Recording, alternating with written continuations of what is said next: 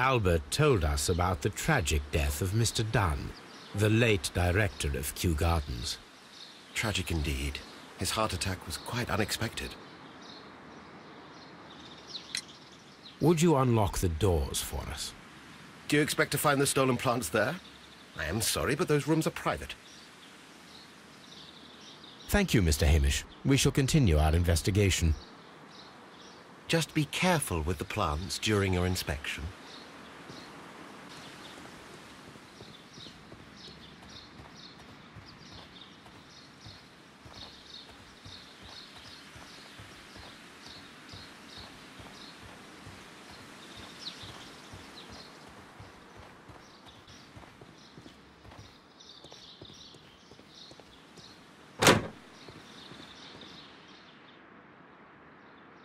Can I help you, gentlemen?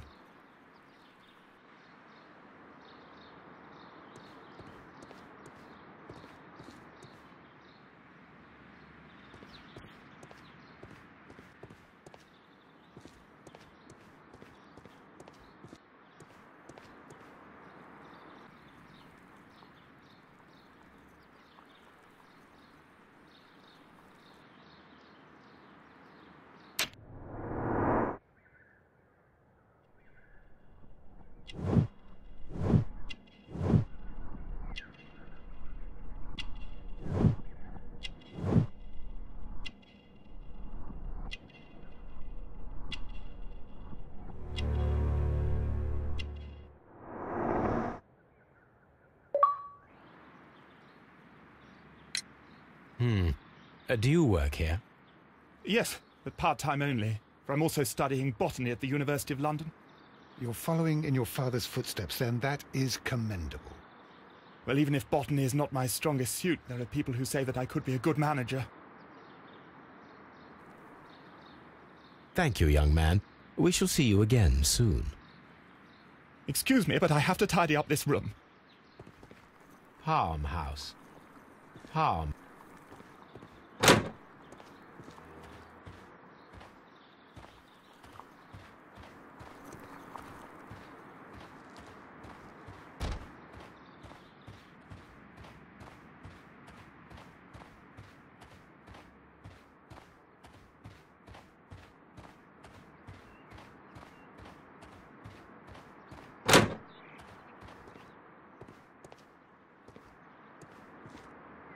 According to this, they have light and moisture control in some parts of the building.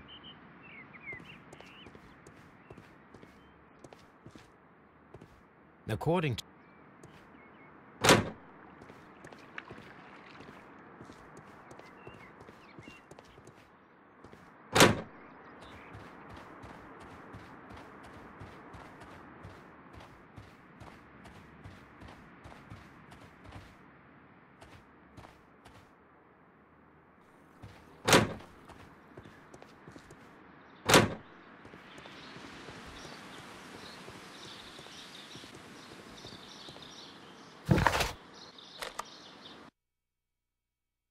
I asked Inspector Lestrade to take Montague Dunn's body to Scotland Yard.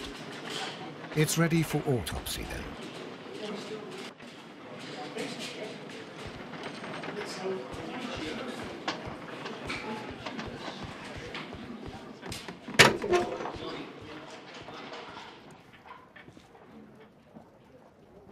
This watch is of great value.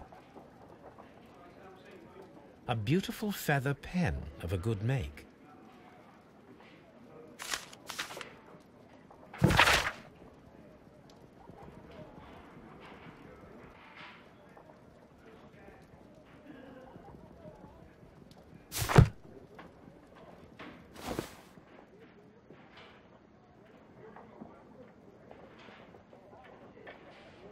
A membership card for the London Crest Club.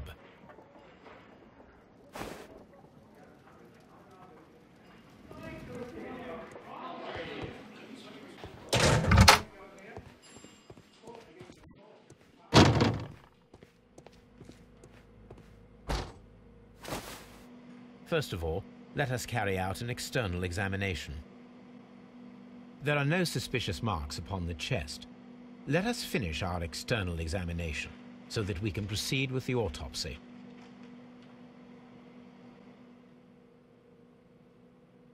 No redness, stings, or bruises.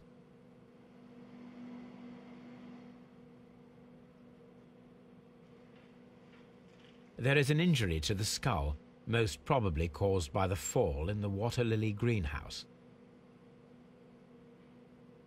The vessels and the pupil of the eye appear quite normal. The air from the lungs carries a faint floral aroma.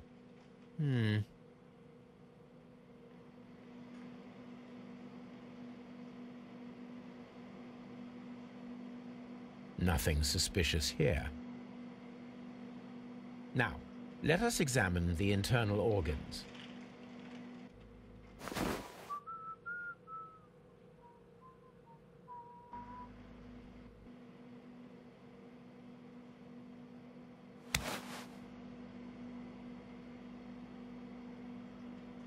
The liver tissue is brown. There are no visible pathological signs. The liver is enlarged. It would seem that he was suffering from an alcohol addiction.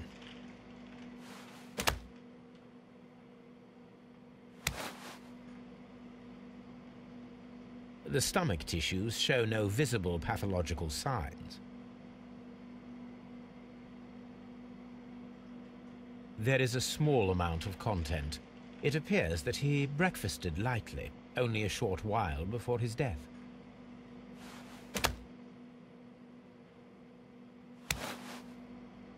The lungs are congested and edematous.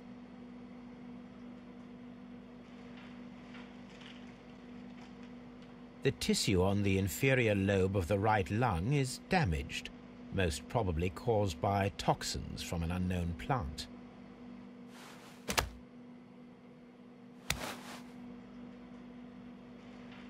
The heart's blood vessels show no pathological signs.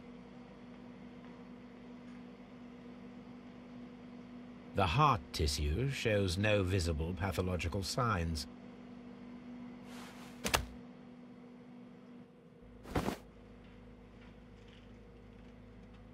My suspicions have been substantiated.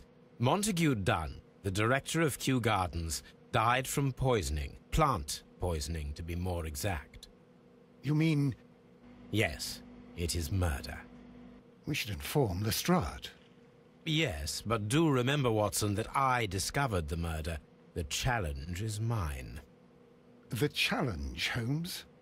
We need to locate that deadly plant. Such a perfect murder appeals to me.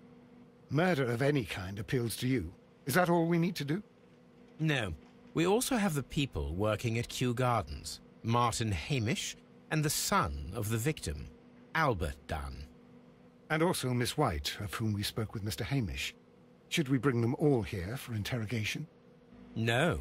A few innocuous questions at Kew will suffice, as well as a discreet delve into their personal affairs.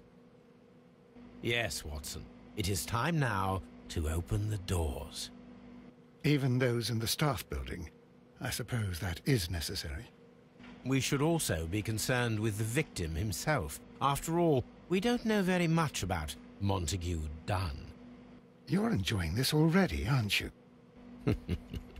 More than a little.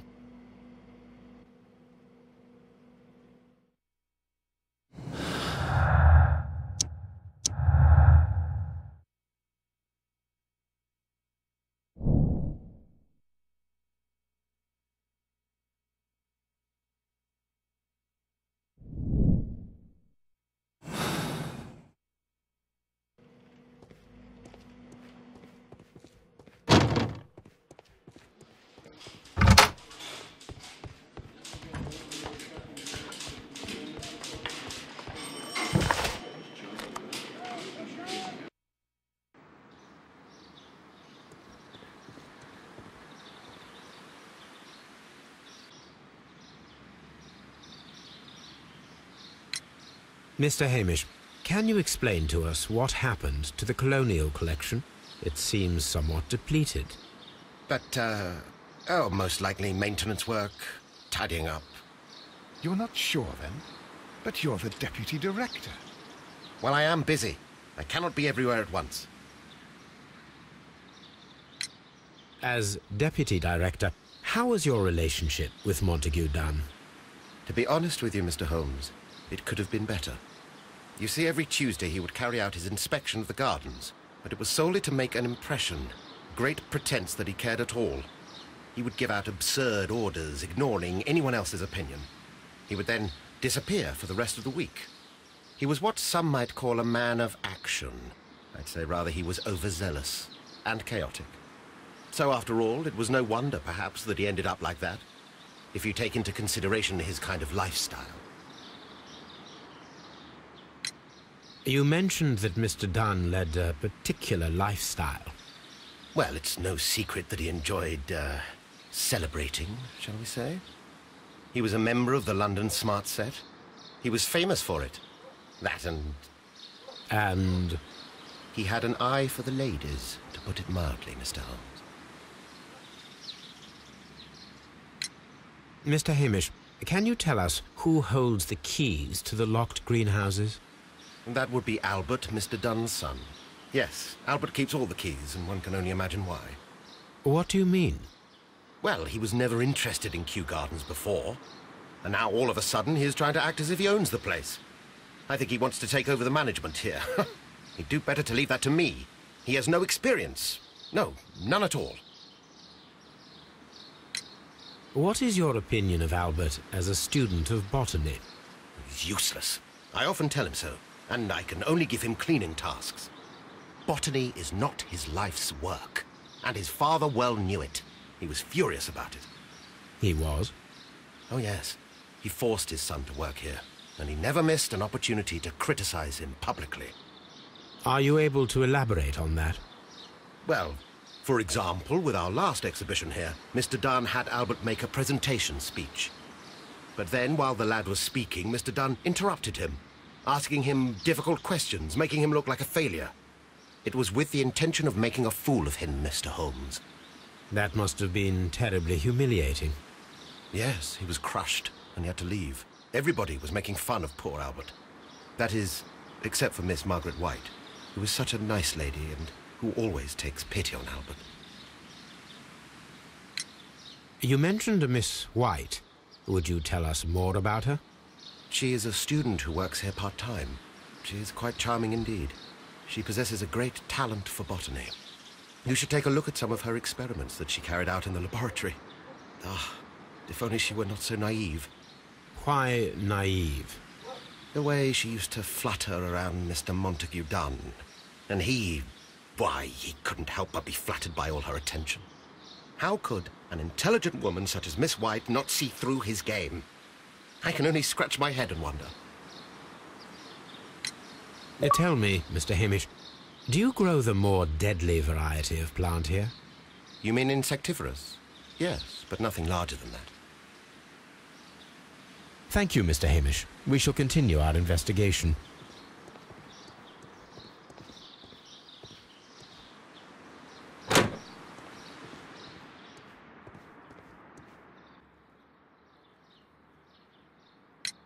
Who is Miss Margaret White? Ah, she is the young lady who studies with me. She visits here sometimes to help out with the greenhouses. In fact, she should be here today. She wanted to work at the seed house.